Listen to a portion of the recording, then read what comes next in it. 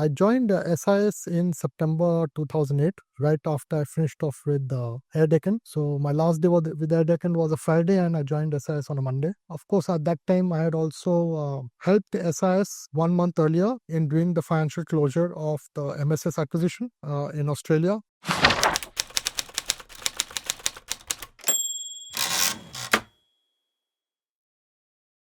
Over the last 16 years, my journey with SIS has been like a roller coaster. It's challenging, it's been exhilarating, it's had its fair share of ups and downs, but we've always done something new every year in SIS. It's never been a dull moment for us in SIS, and I have been a part of many projects, many of the marquee projects in SIS. And with my personal challenges and my personal situation, I think SIS was one of the most suitable and apt places for me, where I got the flexibility for my personal arrangements. But at the same time, of course, the expectation was that I would deliver on my responsibilities, which I have done over the last 16 years.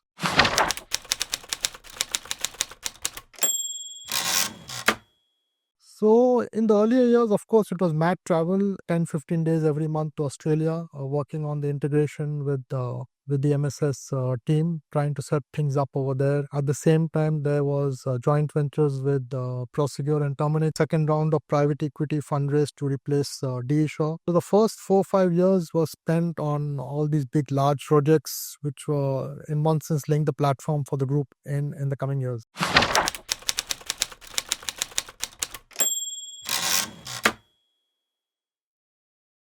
So SIS is a very unique company.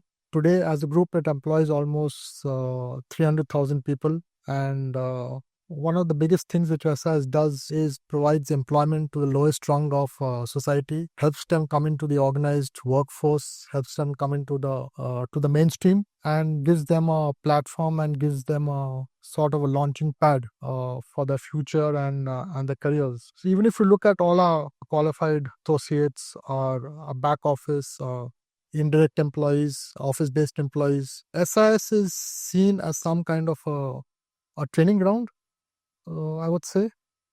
People come to SIS, get trained, get used to following systems, processes, well laid out systems, processes, and follow a certain method of discipline and a method of working. And we find that a lot of them then, of course, feel they have learned a lot and they go out, join other companies, or go out into society. So, in one way, it's not only the guards and the janitors within the group, but also all the other associates within the group who get trained and are released out into society as well-trained professionals. So while we think that we lose people after having trained them, but maybe this is like a contribution we are making to society, that we release trained and well-rounded professionals for them to work at different companies, and I'm sure they're carrying forward our systems, our processes, our methods of working in those companies. And being a large company, being a large group, being in the business for more than 50 years, there are certain things we do very well on the compliance side, on the systems, on the technology, and I think this is something which we will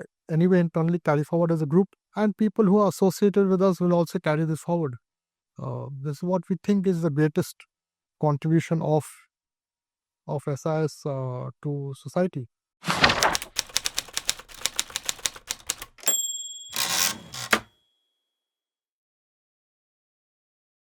So in these last 50 years, I think the biggest achievement or biggest milestone in SIS has been converting from a private company to a company in which private equity investors came for the first time into this sector. And then we also then became subsequently, we listed ourselves on the Indian stock exchanges. I think getting listed on Indian stock exchange is always a very proud moment, not only for the company, its founders, its shareholders, but also everyone associated with the company.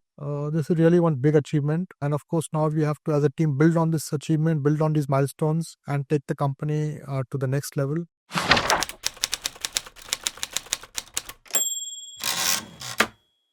I think one of the things is SIS over the next 25 years, marking India's 100th Independence Day, sort of, can SIS or should SIS aspire to be the largest and the most well-known security company in the world, or or security cum facility management company in the world. It's not out of the realm of possibility. It's certainly possible. And I think as a group, we can certainly strive for it because India and Asia Pac is the growth engine of the world. And there's no way this is going to change in the next 25, 30 years.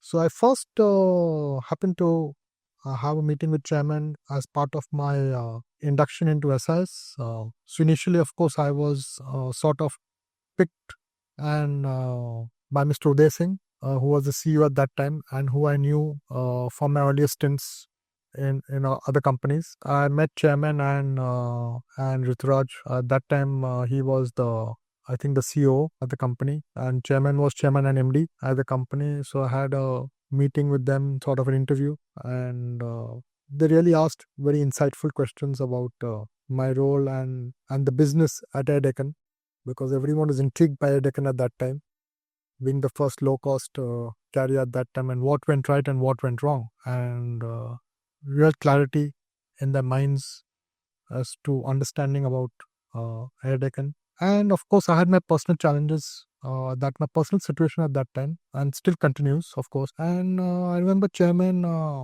remarking that if he wants to operate from Bangalore, and then so be it, because in today's day and age, the location does not make much of a difference. And especially since I was to look after the international business at that time, which was in Australia, the MSS security. So you say it doesn't matter whether he's in Delhi or Bombay or wherever.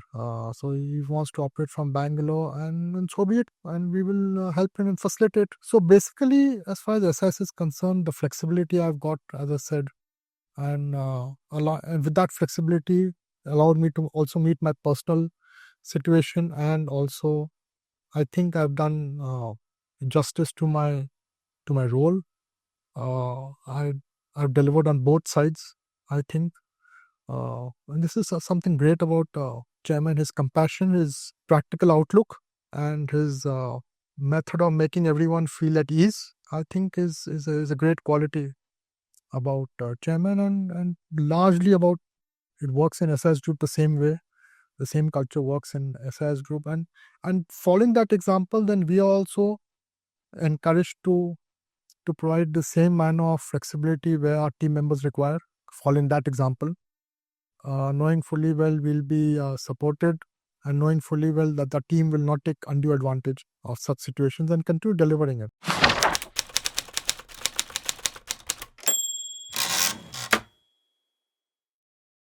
During the COVID time, we were all practically at home, and I think we still managed to complete everything on time, meet our statutory obligations on time. The board meetings, quarterly board meetings were held on time. The quarterly results were being published on time, and we also managed to deliver a couple of large projects in COVID, where we rolled out an ERP platform across the group, all during the COVID time, remotely. So this example of chairman has encouraged us, and we allow the same practical outlook and compassion to our team members. I think this is something which is prevalent across the group, which is something really great. You don't see it very often. There's something unique about this group here. And I would like to wish chairman all the very best on his health, and to achieve whatever he wants to achieve and continues to desire.